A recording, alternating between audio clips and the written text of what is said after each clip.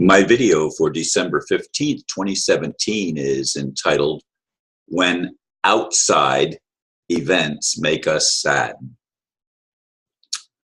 Why should we allow outside events to make us sad? Most of them are composed of imagination and reports, also known as news.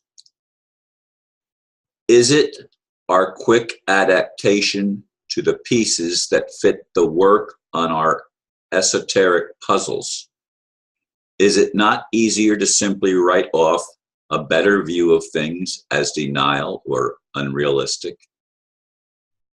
Any of those scenarios can be chosen, of course, but they are just a speck of the possibilities.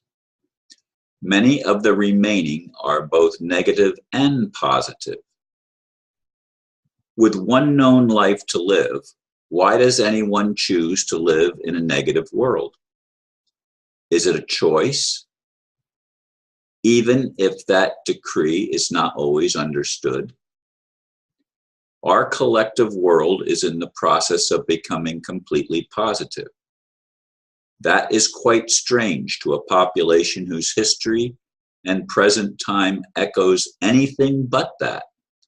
Faith is a word quite foreign to us as a whole, yet it gives comfort to many.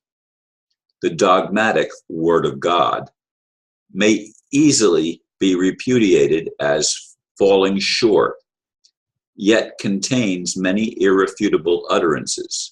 In Hebrews 11:1, King James Version, it says, "Now faith is the substance of things hoped for, the evidence of things not seen." It is the faith that keeps some smiling while the masses mourn for the world being razed, the wailing and gnashing of teeth, if you will. Awakened beings would celebrate, would they not?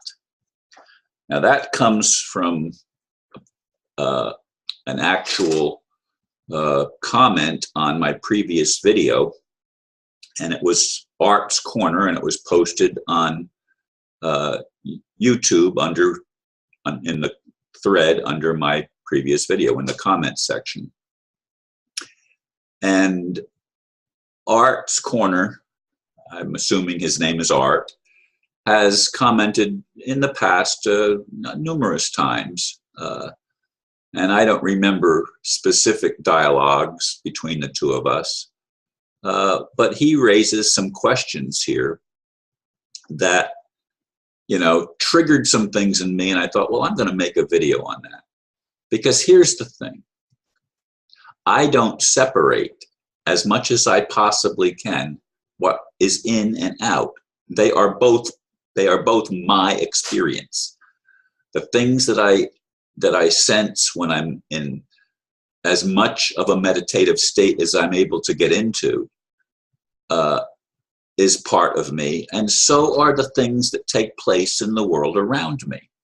I am not immune, nor can I be immune, to the situation in which I live.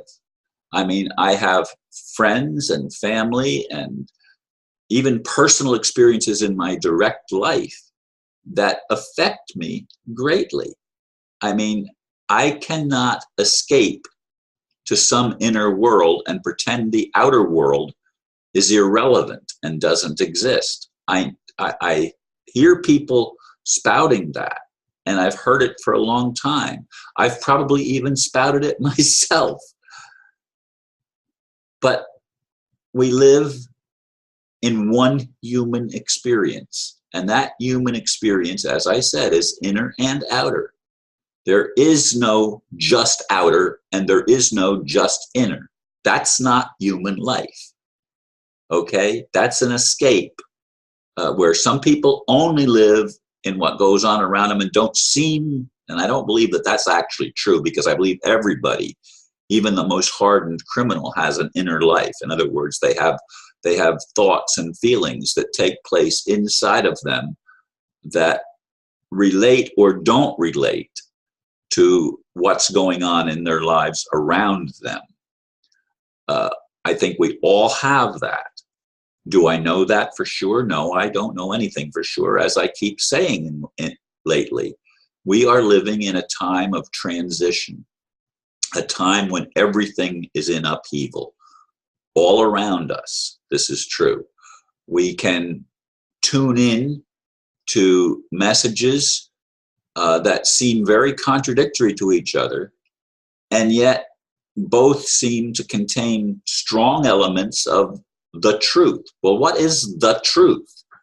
It's not some abstract thing. The truth is things that we experience. We really do experience them. It is the true that we experience them. It's not make-believe. It's not false.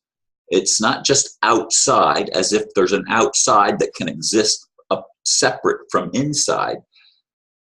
I know it seems, even to me, as I'm listening to myself talk, it seems to me that I'm talking in circles.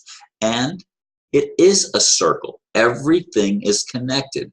In a circle, there are no points like there are on a square or a triangle or something like that. In a circle, everything is connected. And we live in the circle of life, where everything connects to everything else. There is nothing separate.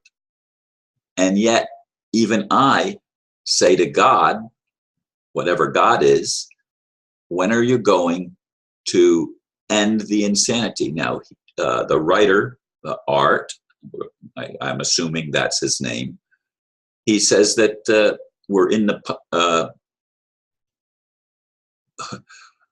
a state where everything is being made positive. I hope so. Positive, though, doesn't mean that we're not going to have negative thoughts. We're not going to have negative experience.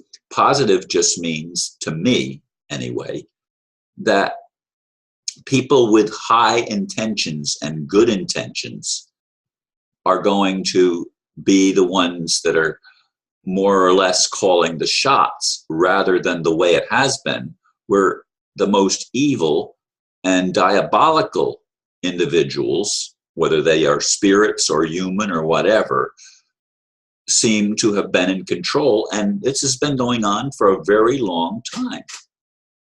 I am looking, as I believe Art is too, and as I believe many of us are, we want a world that is rational, that makes sense, that we don't have to divorce a part of ourselves in order to be peaceful or happy, that we can actually experience a world that is congruent and has meaning, that leads to something of a more positive nature than the lies and deception that have been the rule in the current world in which we live, as shown in the imaginations and reports, as he says, also known as news. We see those reports all the time. Or well, some people do, maybe some people don't. What are we tuning into? Now, we can tune in to what's going on inside of us, the inner messages. I do my best to do that all the time, every day. Not all the time, but every day is what I meant by all the time. We can tune into that, but can we really divorce ourselves from the events that take place around us? I cannot. I cannot. Or at least I haven't been able to up to this point in my life. I'd like the world to be harmonized, to become the paradise that I believe it's capable of becoming. Now, I do think that has to be a process. I don't think we can get from where we've been to that place in the snap of a finger, not even with any great revelation. But yet I want some event to trigger that starts shifting us rapidly into that place.